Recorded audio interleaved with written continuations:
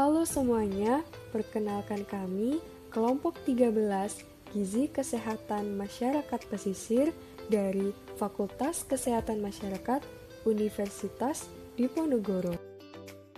Berbicara tentang gizi, pada negara berkembang seperti Indonesia, masih sering dijumpai masalah gizi yang salah satunya adalah gizi buruk. Masalah gizi buruk di Indonesia masih terbilang cukup tinggi. Perwakilan UNICEF, Deborah Komini, pernah mengatakan, sebelum terjadinya pandemi, ada sekitar 2 juta anak menderita gizi buruk.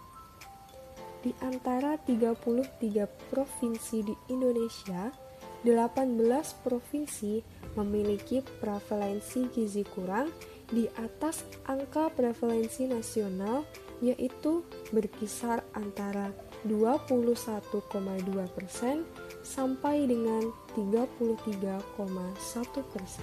Salah satu contoh kasus gizi buruk di Indonesia dilansir dari Lampung TV, tepatnya di daerah Pekon Lintik, Kecamatan Krui Selatan, Pesisir Barat, Lampung, terdapat salah satu anak Indonesia bernama Reyvaldo Rahman, usia 10 tahun, telah mengalami gizi buruk dengan kondisi terbaring lemah di tempat tidurnya.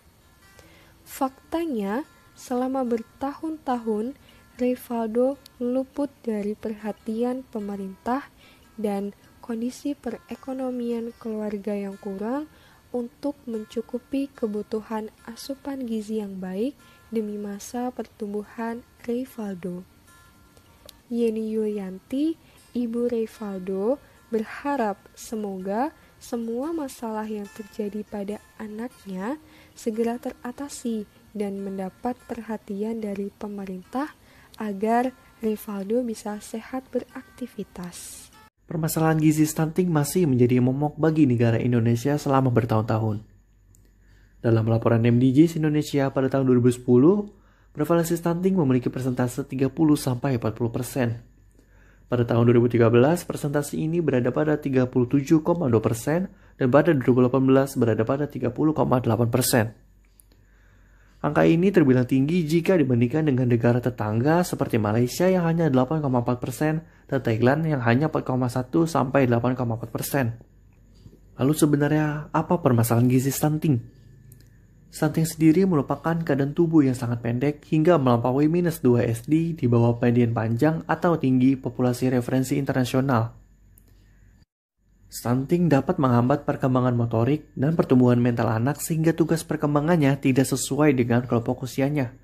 Dan juga, stunting dapat meningkatkan risiko kesakitan dan juga kematian.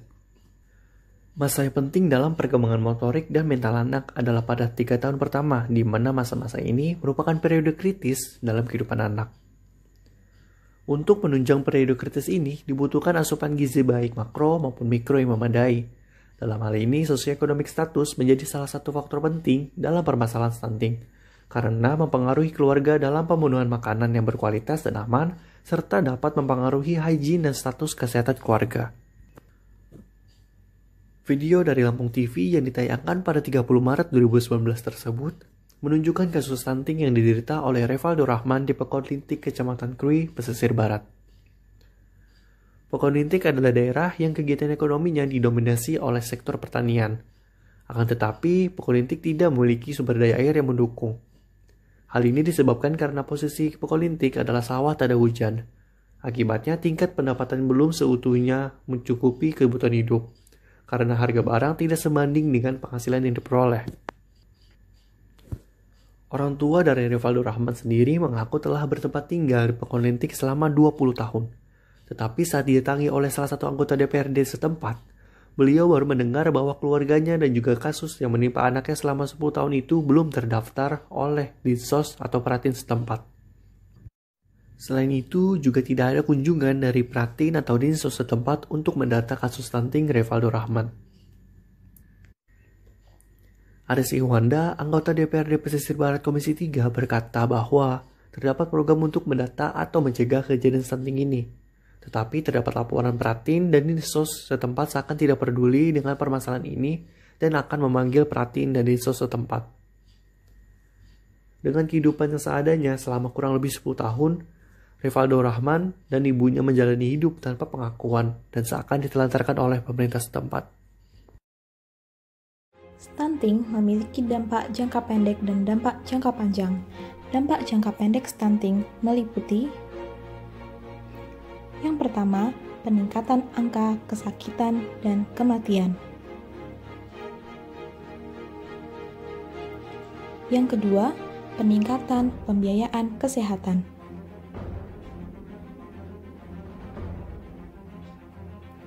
Yang ketiga, perkembangan otak kognitif, sensorik, maupun motorik pada anak tidak berjalan optimal.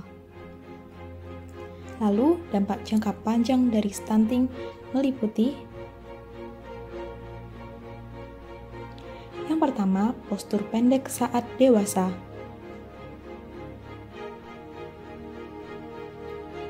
Yang kedua, obesitas dan penyakit lain.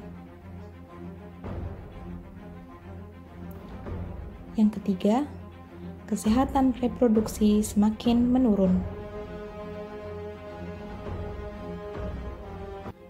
Yang keempat, kapasitas belajar pada anak kurang optimal. Dan yang kelima, produktivitas kerja menurun.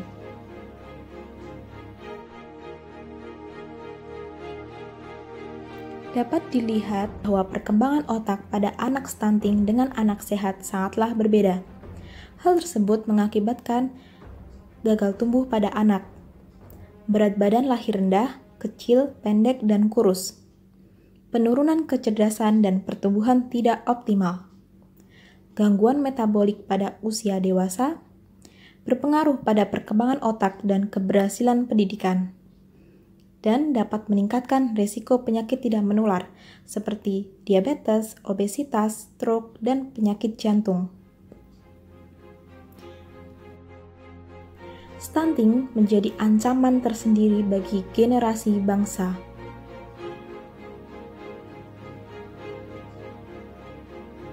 Stunting menghambat perkembangan otak dan tumbuh kembang anak.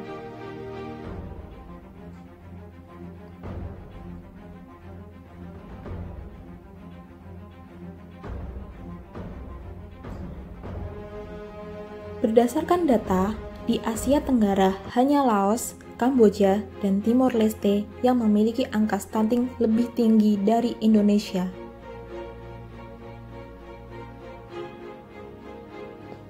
Stunting dapat menurunkan produk domestik bruto negara sebesar 3%.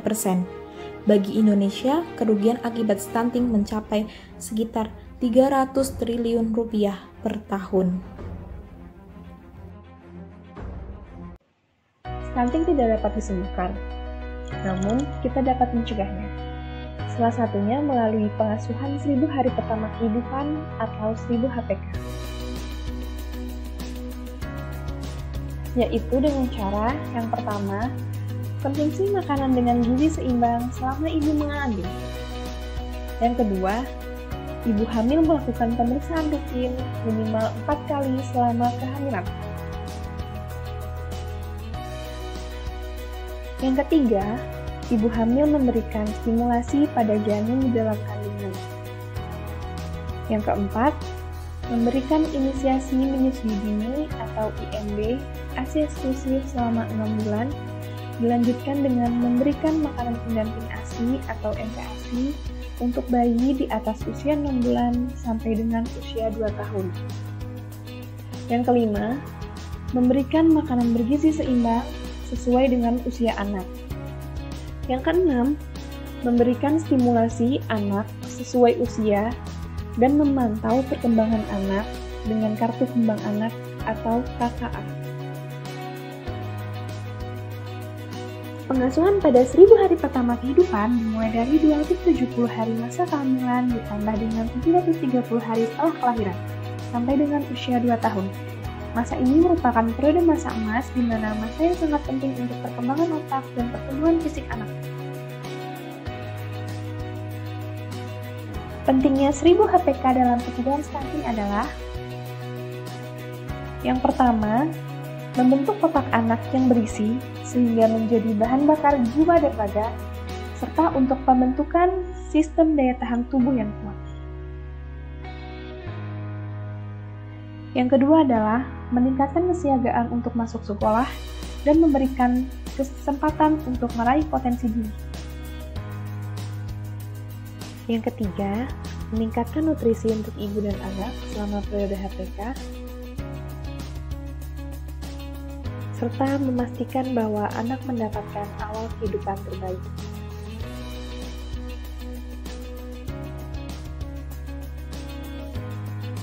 Yang keempat yaitu mengurangi kesenjangan dalam aspek kesehatan, pendidikan, dan juga produktivitas. Yang kelima yaitu menurunkan resiko terjadinya penyakit kronis seperti diabetes, penyakit jantung, dan juga beberapa tipe kanker di kemudian hari. Yang keenam, secara global menyelamatkan lebih dari 1 juta nyawa per tahun. 7. Meningkatkan total pendapatan suatu negara dan juga meningkatkan produktivitas dan mengurangi biaya perawatan kesehatan. 8. Memutus siklus kemiskinan antar generasi akibat wanita yang malnutrisi. Jadi, siapapun Anda, gerakan cegah stunting ini harus terus-menerus dilakukan oleh seluruh lapisan masyarakat dan terus berperan aktif dalam mencegah stunting. Stunting merupakan keadaan tubuh yang sangat pendek hingga melampaui -2 standar defisiensi di bawah median panjang atau tinggi badan populasi referensi internasional. Masalah stunting menunjukkan ketidakcukupan gizi yang berkelanjutan, yaitu kurang energi dan protein, juga beberapa zat gizi mikro seperti zinc. Defisiensi zat gizi makro memberi dampak terhadap penurunan status gizi dalam kurun waktu yang singkat, tetapi defisiensi zat gizi mikro memberi dampak terhadap penurunan status gizi dalam waktu yang lebih lama. Terdapat beberapa faktor pola konsumsi yang mempengaruhi tingkat kejadian stunting dan gagal tumbuh pada anak di daerah pesisir pantai. Di antaranya, tingkat pola konsumsi energi, protein, vitamin A, dan konsumsi zinc yang kurang tersebut pada anak. Stunting dapat terjadi sebagai akibat kekurangan gizi terutama pada saat 1000 hari pertama kehamilan. Pemenuhan gizi dan pelayanan kesehatan pada ibu hamil perlu mendapat perhatian untuk mencegah terjadinya stunting. Stunting akan berpengaruh terhadap tingkat kecerdasan anak dan status kesehatan pada saat dewasanya. Akibat kekurangan gizi pada 1000 HPK bersifat permanen dan sulit untuk diperbaiki. Penanggulangan stunting menjadi tanggung jawab kita bersama, tidak hanya pemerintah, tetapi juga setiap keluarga Indonesia. Karena stunting dalam jangka panjang berdampak buruk tidak hanya terhadap tumbuh kembang anak, tetapi juga terhadap perkembangan emosi yang berakibat pada kerugian ekonomi. Mulai dari pemenuhan gizi yang baik selama 1000 HPK anak hingga menjaga lingkungan agar tetap bersih dan sehat. Stop generasi balita pendek di Indonesia. Sudah banyak inovasi maupun terobosan dari berbagai pihak, mulai dari pemerintah pusat, daerah bersama masyarakat dalam cegah stunting.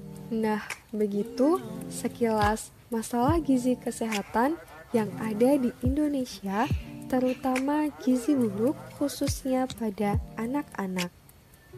Semoga video ini dapat menambah pengetahuan dan langkah awal kita dalam mencegah terjadinya kasus gizi buruk anak di Indonesia.